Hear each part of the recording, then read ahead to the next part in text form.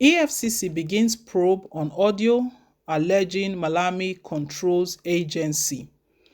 The Economic and Financial Crimes Commission is an agency that MALAMI, the Attorney General of the Federation, Abubakar Malami, he has a stronghold in.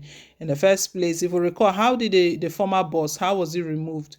It was upon Malami's recommendation to President Muhammadu Buhari. And after Magu was removed, the next thing was that Malami's boy was placed there, Bawa. Malami is definitely in charge of the Economic and Financial Crimes Commission. Yesterday, a leaked audio came up of Malami pointing out or trying to make escape room for some persons that were meant to be investigated, telling them on how they are going to, what they will do with the cash, the next thing, just like revealing everything, every move that was going to happen before EFCC comes on them. He's a strong force in that agency.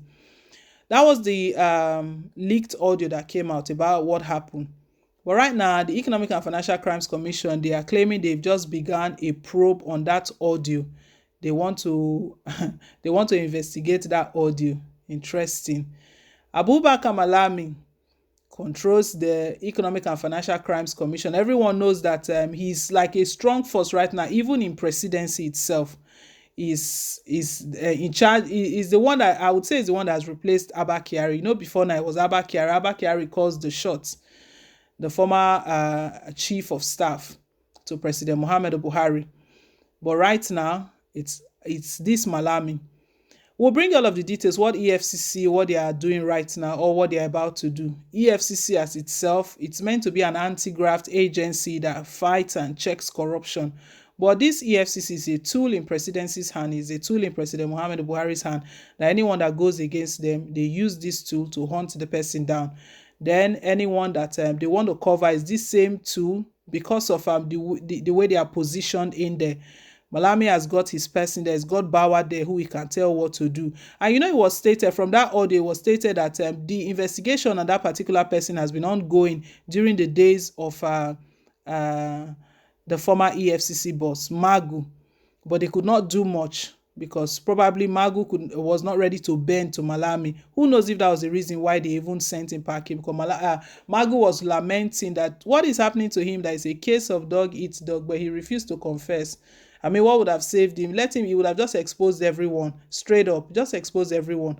But him stating that what is happening to him is a case of dog eats dog. We know that what that means. He is a dog, he has eaten and they want to eat him. I don't know that kind of scenario. But anyway, Nigerians understand that probably that's why he used that scenario, that analogy, that what is happening to him is a case of dog eats dog. But that still didn't save him. He was not saved because Nigerians were telling him that if you know something, say it out. Well, EFCC, they stated that they've begun a probe. We'll bring all of the details in a moment, but before we do, guys, please don't forget to give us a thumbs up. Click on the like button, and if it's your first time, you're very, very welcome. Please hit on the subscribe button. God bless you. Now to the news. The Economic and Financial Crimes Commission, EFCC, has vowed to probe the audio alleging that the Attorney General of the Federation and Minister of Justice Abubakar Malami controls the commission. A lawyer and police officer attached to the anti-graft agency, Mohammed Idris, in the audio had allegedly made claims regarding the influence of Malami. According to Idris, the Attorney General of the Federation, who supervises the commission led by Abdul Rashid Bawa, compromised cases of corruption. Idris, in one of the audio which was published by Daily Nigerian, could be heard discussing with Abdulbari Yusuf, a brother of retired Rear Admiral Tahi Yusuf, facing trial. The EFCC had frozen the accounts of the one-time Director of Navy Accounts and his company, Aston, at the early stage of investigations. Idris advised Yusuf how to win the case at the Court of Appeal and also extract money from an account.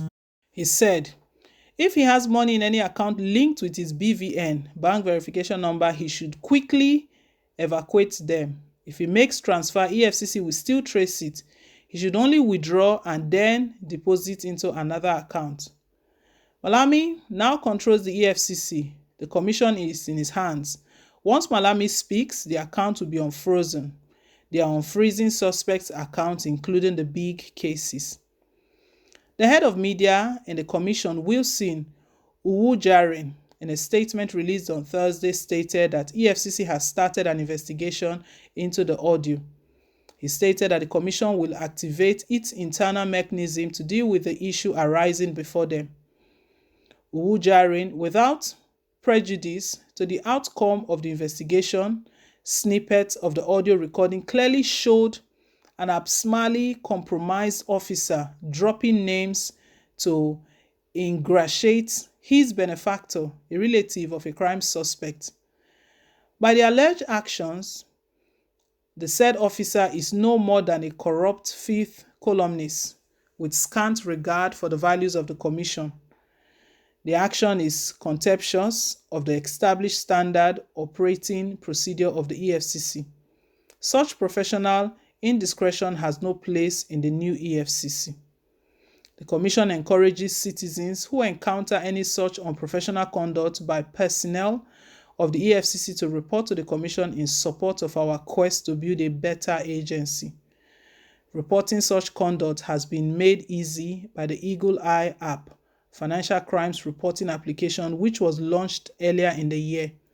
We encourage members of the public to download the app from the Apple and Google Play Store and put it to use.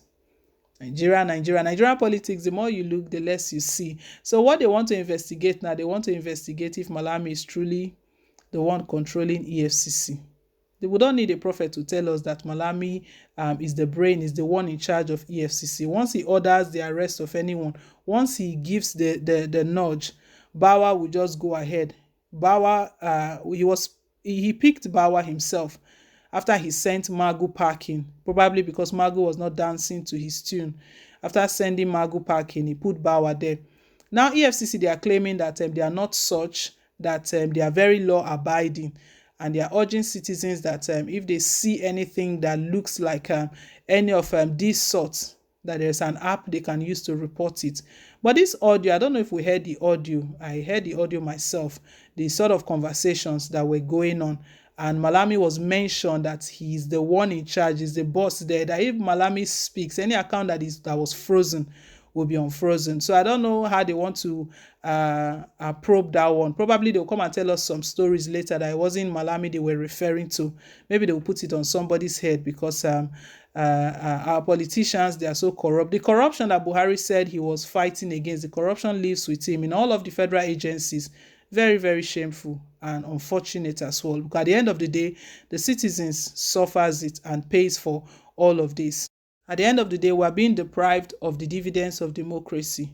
Well, we'll see how their probe goes on now that they claim that they have just started a probe on that leaked audio. Leave us your take. Thank you once again for staying tuned. Please don't forget to like, share, and to subscribe. Till I come your way again on more updates. Bye.